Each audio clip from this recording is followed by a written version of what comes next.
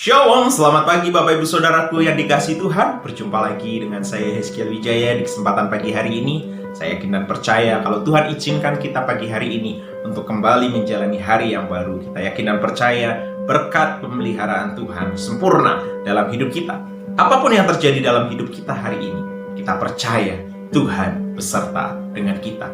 Perenungan pagi hari ini diambil di dalam kitab Mazmur pasal yang ke-33 ayat 1 sampai ayat yang ke-22. Namun saya akan membacakannya untuk kita semua dari ayat 1 sampai ayat yang ketiga. Puji-pujian kepada Allah Israel. Demikian firman Tuhan. Bersorak-soraklah hai orang-orang benar dalam Tuhan. Sebab memuji-muji itu layak bagi orang-orang jujur. Bersyukurlah kepada Tuhan dengan kecapi. Bermazmurlah baginya dengan gambus 10 tali. Nyanyikanlah baginya nyanyian baru. Petiklah kecapi baik-baik dengan sorak-sorai. Luar biasa. Ya, bersorak-sorailah hai orang-orang benar. Pengenalan kita akan Tuhan mempengaruhi sikap, hati, dan hidup kita di dalam kita memuji Dia.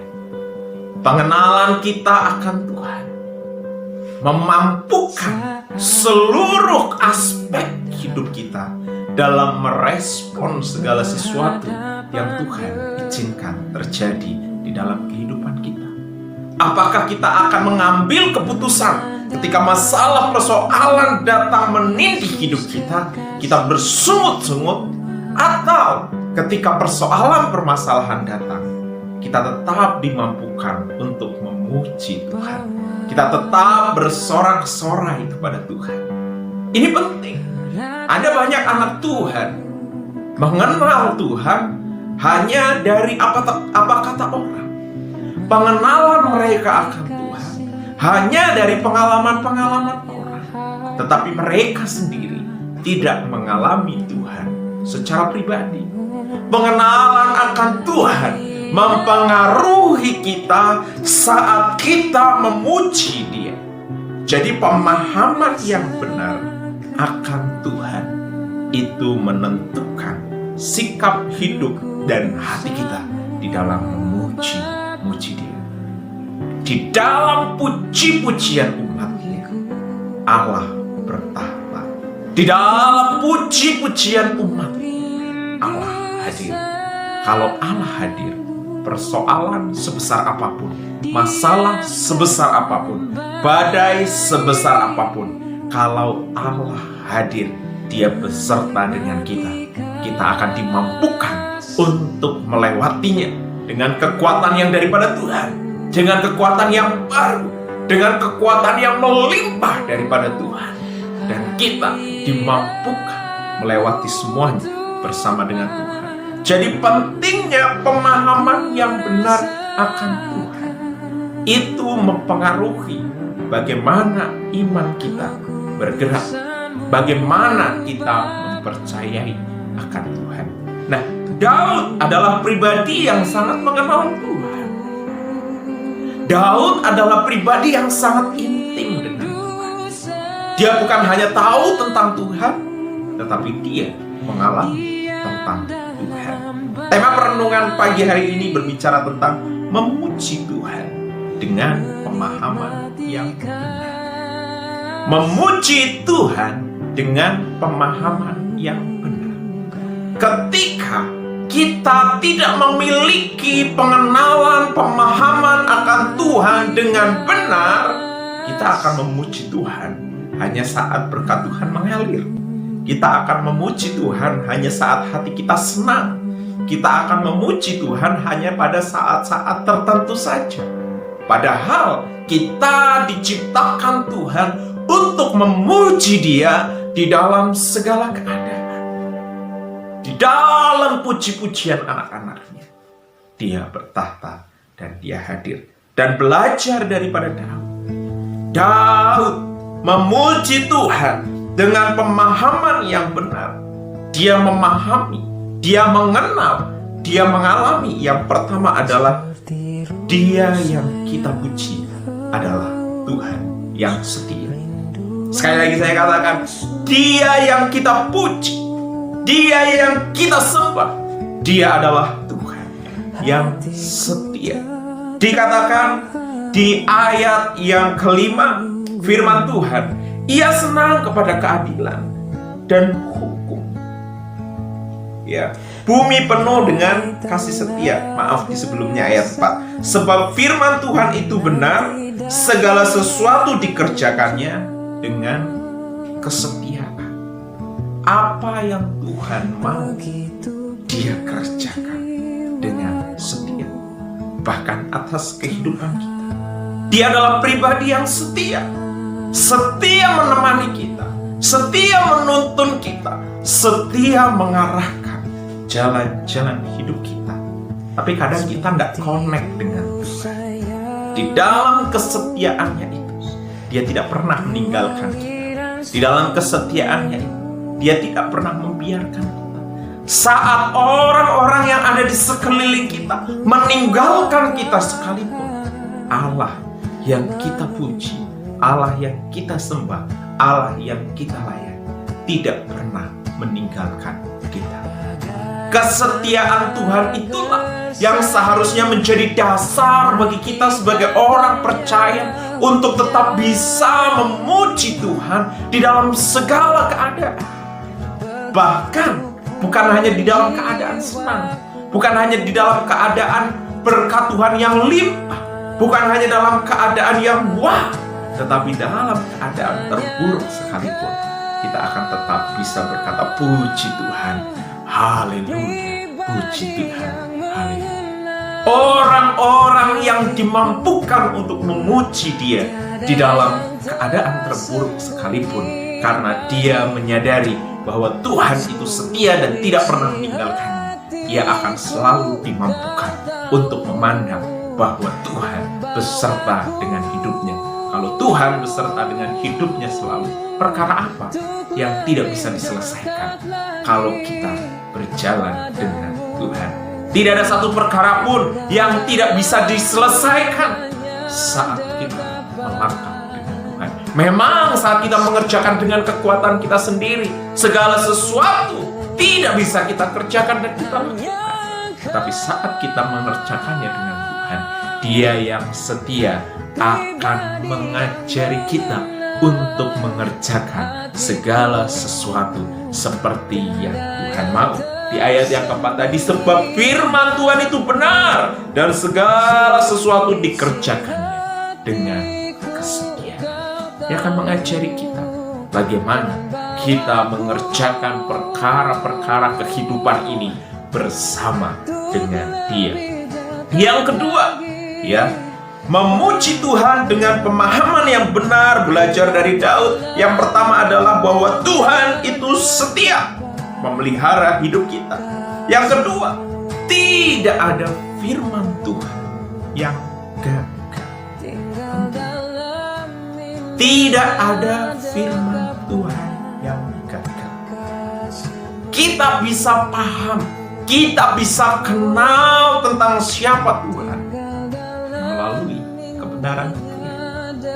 Sebab itu, persekutuan dengan firman itu sangat penting.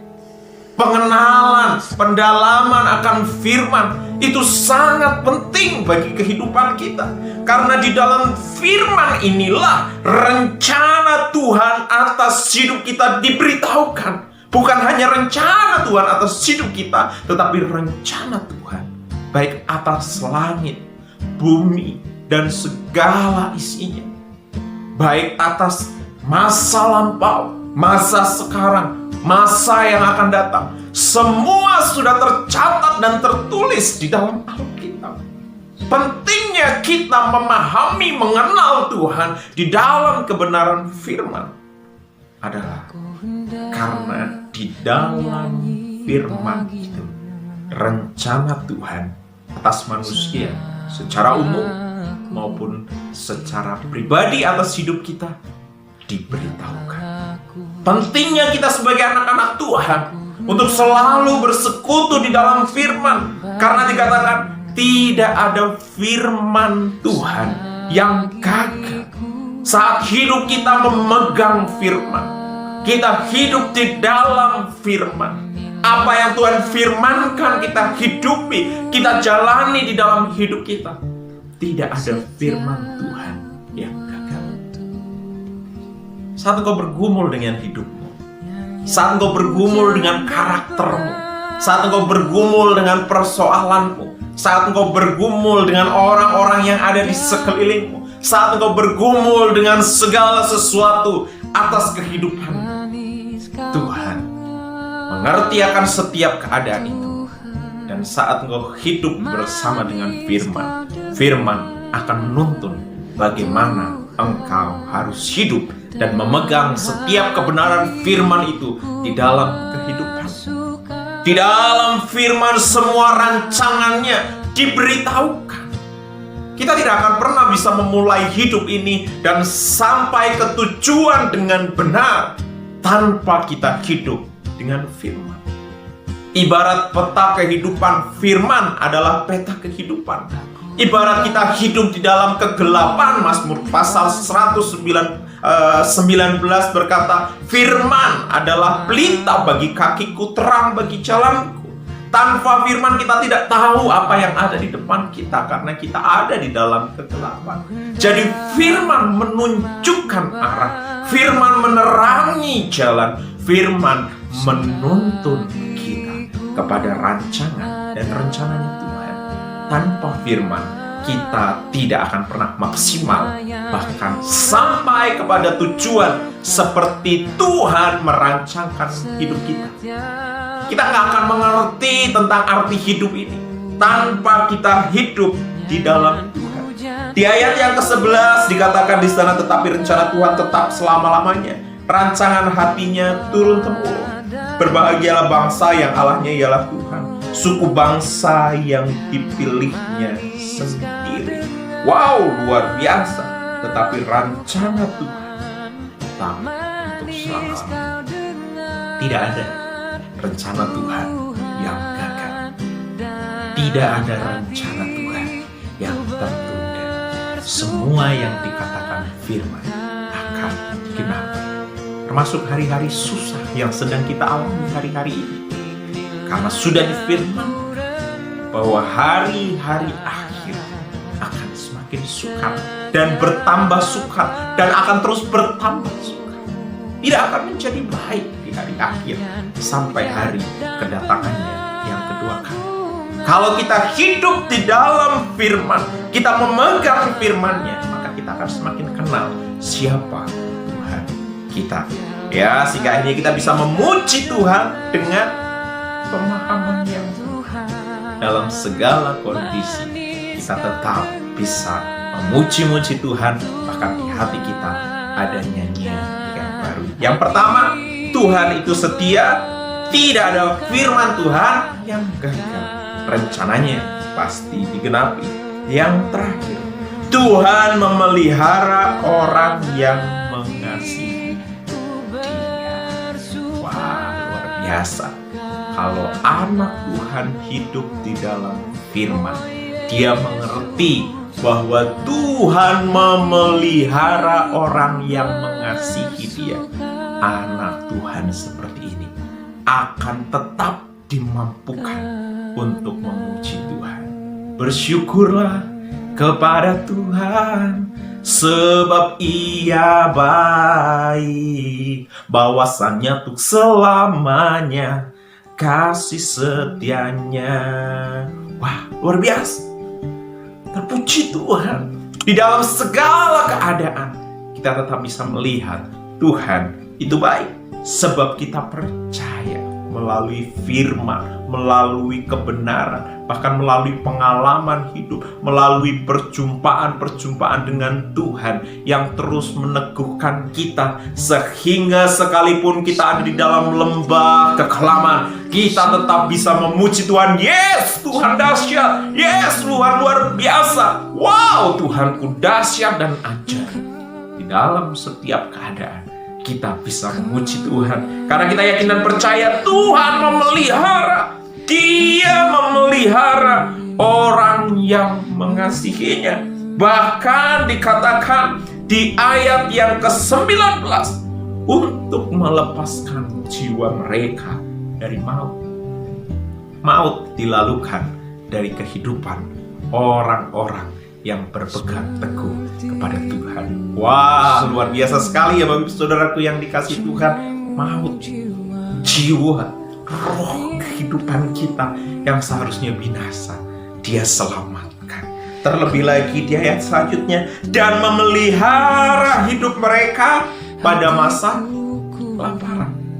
Saat orang lain kekurangan, saat orang lain kesulitan, orang-orang yang mengandalkan Tuhan dipelihara oleh-Nya.